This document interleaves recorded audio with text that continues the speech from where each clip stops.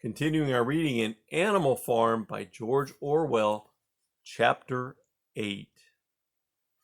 A few days later, when the terror caused by the executions had died down, some of the animals remembered, or thought they remembered, that the sixth commandment decreed, "No animal shall kill any other animal."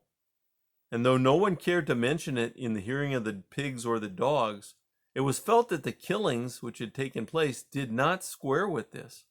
Clover asked Benjamin to read her the sixth commandment, and when Benjamin, as usual, said that he refused to meddle in such matters, she fetched Muriel. Muriel read the commandment for her.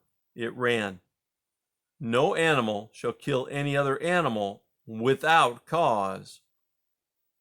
Somehow or other, the last two words had slipped out of the animal's memory, but they saw now that the commandment had not been violated, for clearly there was good reason for killing the traitors who had leagued themselves with Snowball.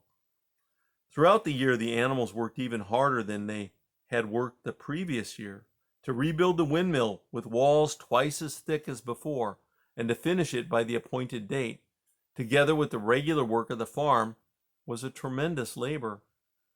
There were times when it seemed to the animals that they worked longer hours and fed no better than they had done in Jones's day. On Sunday morning, Squealer, holding down a long strip of paper with his trotter, would read out to them lists of figures proving that the production of every class of foodstuffs had increased by 200%, 300%, or 500%, as the case might be. The animals saw no reason to disbelieve him, especially as they could not remember very clearly what conditions had been like before the rebellion. All the same, there were days when they felt that they would sooner have had less figures and more food. All orders were now issued through Squealer or one of the other pigs. Napoleon himself was not seen in public as often as once in a fortnight. When he did appear, he was attended not only by his retinue of dogs, but by a black cockerel who marched in front of him and acted as a kind of trumpeter, letting out a loud cock-a-doodle-doo before Napoleon spoke. Even in the farmhouse, it was said, Napoleon inhabited separate apartments from the others. He took his meals alone with two dogs to wait upon him, and always ate from the Crown Derby dinner service, which had been in the glass cupboard in the drawing room. It was also announced that the gun would be fired every year on Napoleon's birthday, as well as on the other two anniversaries. Napoleon was now never spoken of simply as Napoleon. He was always referred to in formal style as "our leader, Comrade Napoleon." And the pigs liked to invent for him such titles as "Father of all animals," "Terror of mankind," "Protector of the sheepfold," "Duckling's friend," and the like.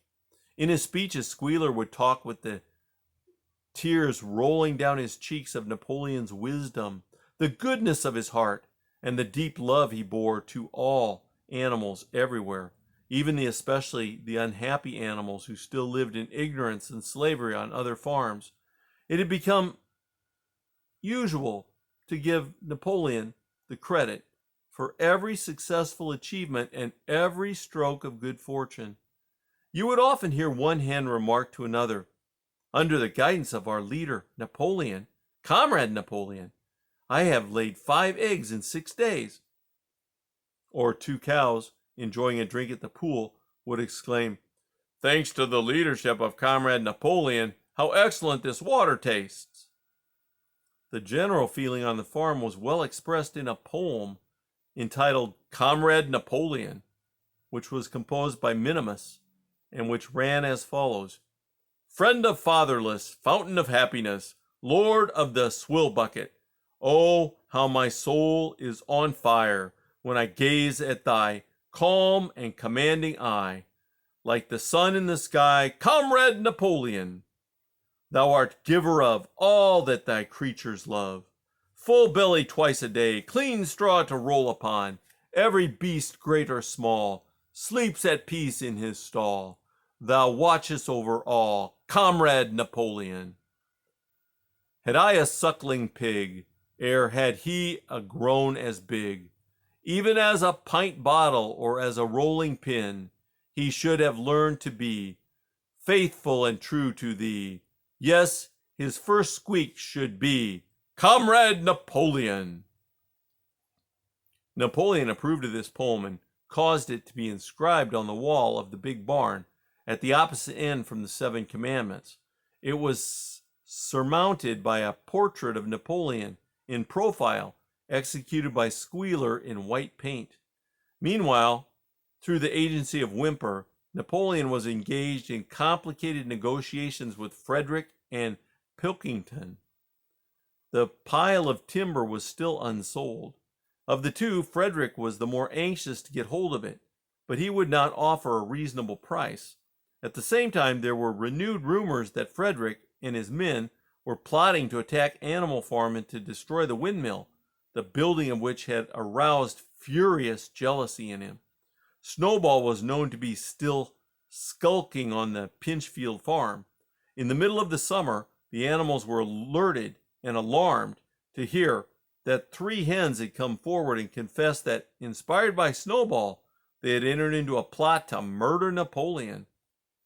They were executed immediately, and fresh precautions for Napoleon's safety were taken. 4 dogs guarded his bed at night, 1 at each corner, and a young pig named Pink Eye was given the task of tasting all his food before he ate it, lest it should be poisoned. At about the same time, it was given out that Napoleon had arranged to sell the pile of timber to Mr. Pilkington. He was also going to enter into a regular agreement for the exchange of certain produce products between Animal Farm and Foxwood. The relations between Napoleon and Pilkington, though they were often conducted through Whymper, were now almost friendly. The animals distrusted Pilkington as a human being, but greatly preferred him to Frederick, whom they both feared and hated. As the summer wore on and the windmill neared completion, the rumors of an impending treacherous attack grew stronger and stronger. Frederick, it was said, intended to bring against them 20 men, all armed with guns, and he had already bribed the magistrates and police so that if they could once get hold of the title deeds of Animal Farm, they would ask no questions.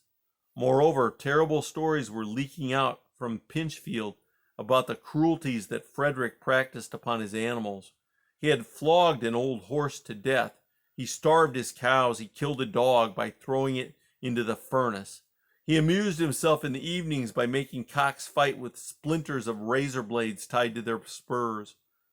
The animals' blood boiled with rage when they heard of these things being done to their comrades, and sometimes they clamored to be allowed to go out in a body and attack Pinchfield Farm, drive out the humans, and set the animals free. But Squealer counseled them to avoid rash actions and to trust in Comrade Napoleon's strategy. Nevertheless, feeling against Frederick continued to run high. One Sunday morning, Napoleon appeared in the barn and explained that he had never had, at any time, contemplated selling the pile of timber to Frederick. He considered it beneath his dignity, he said, to have dealings with scoundrels of that description.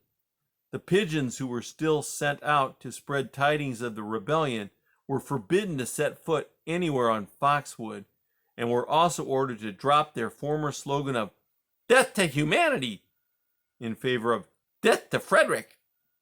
In the late summer, yet another of Snowball's machinations was laid bare. The wheat crop was full of weeds, and it was discovered that on one of his nocturnal visits, Snowball had mixed weed seeds in with the seed corn. A gander who had been privy to the plot had confessed his guilt to Squealer, and immediately committed suicide by swallowing deadly nightshade berries. The animals now also learned that Snowball had never, as many of them had believed heretofore, received the order of the Animal Hero First Class. This was merely a legend which had been spread some time after the Battle of the Cowshed by Snowball himself. So far from being decorated, he had been censured for showing cowardice in the battle. Once again, some of the animals heard this with a certain bewilderment, but Squealer was soon able to convince them that their memories had been at fault. In the autumn, by a tremendous, exhausting effort, for the harvest had to be gathered at almost the same time, the windmill was finished. The machinery had still to be installed, and Whymper was negotiating the purchase of it, but the structure was completed. In the teeth of every difficulty, in spite of inexperience, of primitive implements, of bad luck, and of Snowball's treachery, the work had been finished punctually to the very day. Tired out but proud, the animals walked round and round their masterpiece, which appeared even more beautiful in their eyes than when it had been built the first time. Moreover, the walls were twice as thick as before. Nothing short of explosives would lay them low this time. And when they thought of how they had labored, what discouragements they had overcome, and the enormous difficulties that would be made in their lives when the sails were turning and the dynamos running, when they thought of all this, their tiredness forsook them, and they gabbled around and round the windmill, uttering cries of triumph.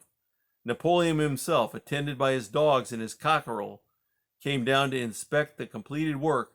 He personally congratulated the animals on their achievement and announced that the mill would be named Napoleon Mill. 2 days later, the animals were called together for a special meeting in the barn. They were struck dumb with surprise when Napoleon announced that he had sold the pile of timber to Frederick. Tomorrow, Frederick's wagons would arrive and begin carting it away. Throughout the whole period of his seeming friendship with Pilkington, Napoleon had really been in secret agreement with Frederick. All relations with Foxwood had been broken off. Insulting messages had been sent to Pilkington. The pigeons had been told to avoid Pinchfield Farm and to alter their slogan from "Death to Frederick" to "Death to Plinkington." At the same time, Napoleon assured the animals that the stories of an impending attack on Animal Farm were completely untrue, and that the tales about Frederick's cruelty to his own animals had been greatly exaggerated. All these rumors had probably originated with Snowball and his agents. It now appeared that Snowball was not, after all, hiding on Pinchfield Farm, and, in fact, had never been there in his entire life. He was living in considerable luxury, so it was said, at Foxwood, and had in reality been a prisoner of Pilkington for years past. A pensioner of Pilkington for years past. The pigs were in ecstasies over Napoleon's cunning. By seeming to be friendly with Pilkington, he had forced Frederick to raise his price by 12 pounds. But the superior quality of Napoleon's mind, said Squealer, was shown in the fact that he trusted nobody, not even Frederick.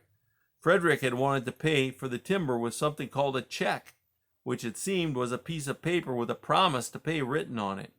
But Napoleon was too clever for him. He had demanded payment in real 5-pound notes, which were to be handed over before the timber was removed. Already Frederick had paid up, and the sum he had paid was just enough to buy the machinery for the windmill. Meanwhile, the timber was being carted away at high speed. When it was all gone, another special meeting was held in the barn for the animals to inspect Frederick's banknotes. Smiling beneficially and wearing both his decorations, Napoleon reposed on the bed of straw on the platform, with the money at his side neatly piled on a china dish from the farmhouse kitchen.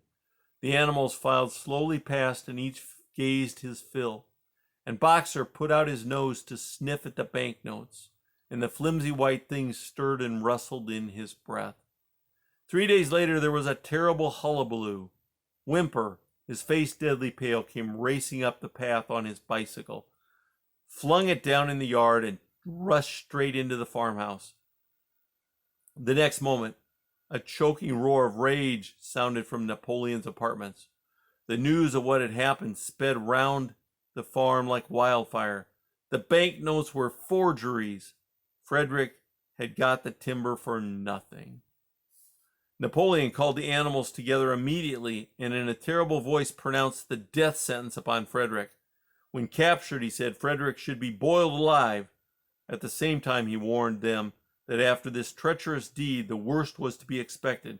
Frederick and his men might make their long-expected attack at any moment. Sentinels were placed at all the approaches to the farm. In addition, 4 pigeons were sent to Foxwood with a conciliatory message, which it was hoped might reestablish good relations with Pilkington.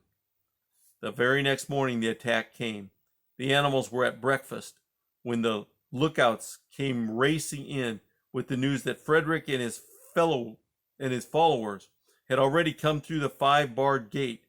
Boldly enough the animals sailed forth to meet them, but this time they did not have the easy victory that they had had at the Battle of the Cowshed.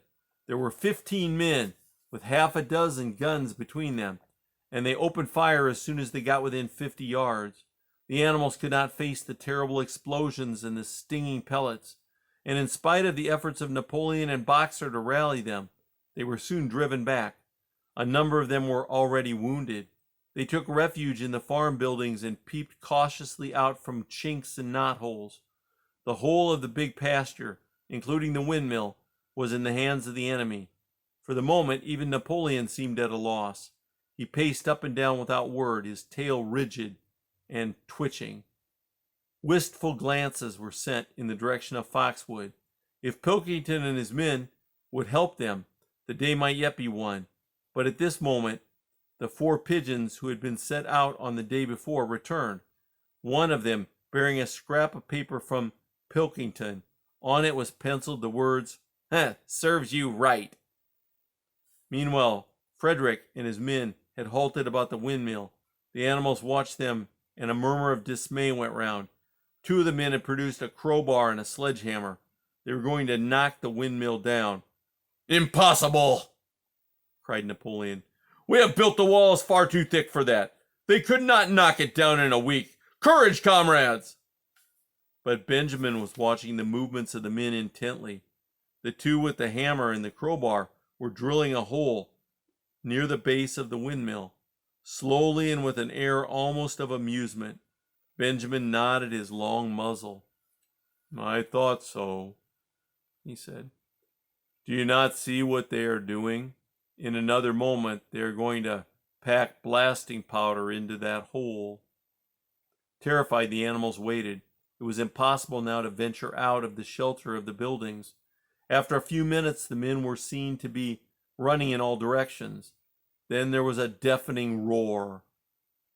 The pigeons swirled into the air, and all the animals, except Napoleon, flung themselves flat on their bellies and hid their faces. When they got up again, a huge cloud of black smoke was hanging where the windmill had been. Slowly the breeze drifted it away. The windmill ceased to exist.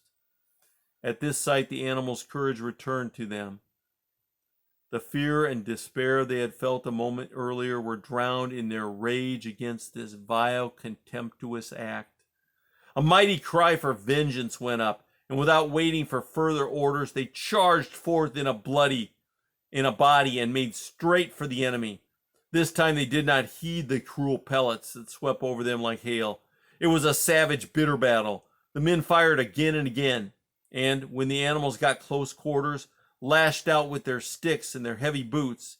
A cow, 3 sheep, and 2 geese were killed, and nearly everyone was wounded. Even Napoleon, who was directing operations from the rear, had the tip of his tail clipped by a pellet. But the men did not go unscathed either. 3 of them had their heads broken by blows from Boxer's hooves. Another was gored in the belly by a cow's horn. Another had his trousers nearly torn off by Jessie and Bluebell. And when the 9 dogs of Napoleon's own bodyguard, whom he had instructed to make a detour under cover of the hedge, suddenly appeared on the men's flanks, baying ferociously, panic overtook them. They saw that they were in danger of being surrounded. Frederick shouted to his men to get out while the going was good, and the next moment the cowardly enemy was running for dear life. The animals chased them right down to the bottom of the field and got in some last kicks at them as they forced their way through the thorn hedge. They had won, but they were weary and bleeding. Slowly they began to limp back toward the farm. The sight of their dead comrades stretched upon the grass moved some of them to tears, and for a little while they halted in sorrowful silence at the place where the windmill had once stood. Yes, it was gone. Almost the last trace of their labor was gone. Even the foundations were partially destroyed, and in rebuilding it, they could not this time as before make use of the fallen stones. This time the stones had vanished too. The force of the explosion had flung them to distances of hundreds of yards. It was as though the windmill had never been. As they approached the farm, Squealer, who had unaccountably been absent during the fighting, came skipping toward them, whisking his tail and beaming with satisfaction. And the animals heard from the direction of the farm buildings the solemn booming of a gun. "What is that gun firing for?" said Boxer. "To celebrate our victory!" cried Squealer. "What victory?" said Boxer. His knees were bleeding. He had lost a shoe and split his hoof, and a dozen pellets had lodged themselves in his hind leg. "What victory, comrade? Have we not driven the enemy off of our soil, the sacred soil of Animal Farm?" "But they have destroyed the windmill, and we had worked on it for 2 years. "What matter?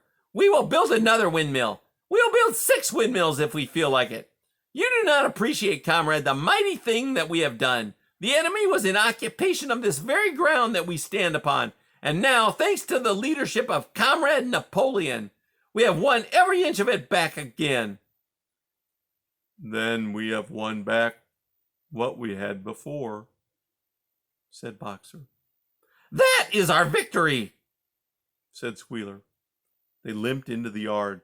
The pellets under the skin of Boxer's legs smarted painfully. He saw ahead of him the heavy labor of rebuilding the windmill from the foundations, and already in imagination he braced himself for the task. But for the first time it occurred to him that he was 11 years old, and that perhaps his great muscles were not quite what they had once been. But when the animals saw the green flag flying and heard the gun firing again, 7 times it was fired in all, and heard the speech that Napoleon made, congratulating them on their conduct, it did seem to them, after all, that they had won a great victory. The animals slain in the battle were given a solemn funeral. Boxer and Clover pulled the wagon which served as a hearse, and Napoleon himself walked at the head of the procession. 2 whole days were given over to celebrations. There were songs, speeches, and more firing of the gun, and a special gift of an apple was bestowed on every animal, with 2 ounces of corn for each bird, and 3 biscuits for each dog.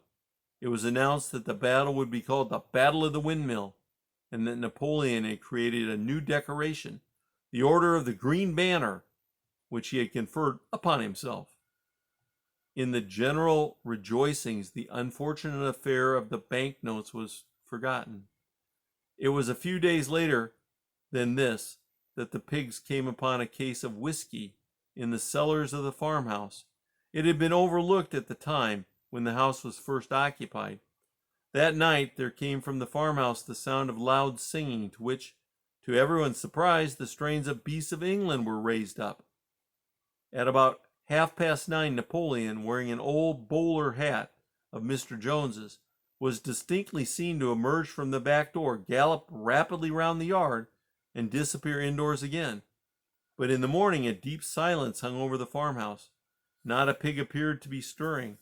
It was really 9 o'clock when Squealer made his appearance, walking slowly and dejectedly, his eyes dull, his tail hanging limply behind him, and with every appearance of being seriously ill.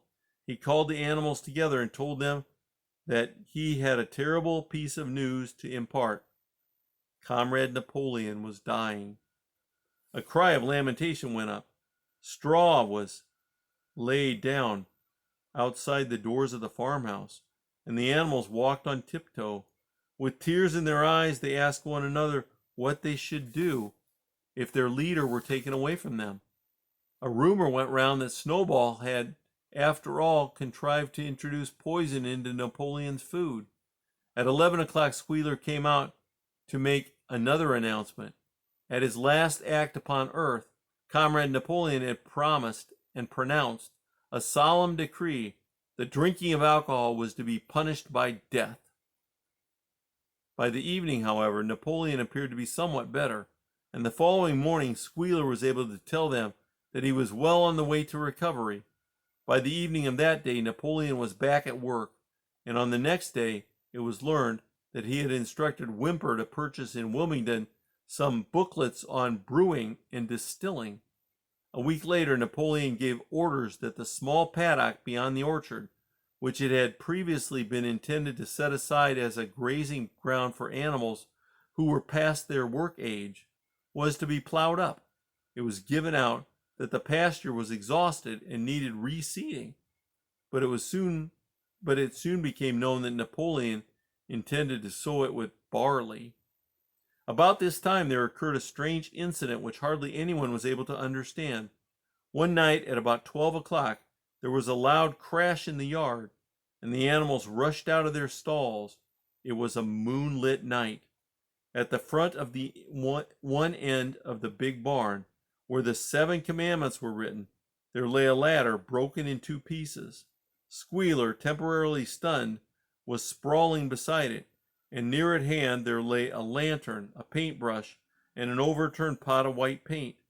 The dogs immediately made a ring round Squealer and escorted him back to the farmhouse as soon as he was able to walk.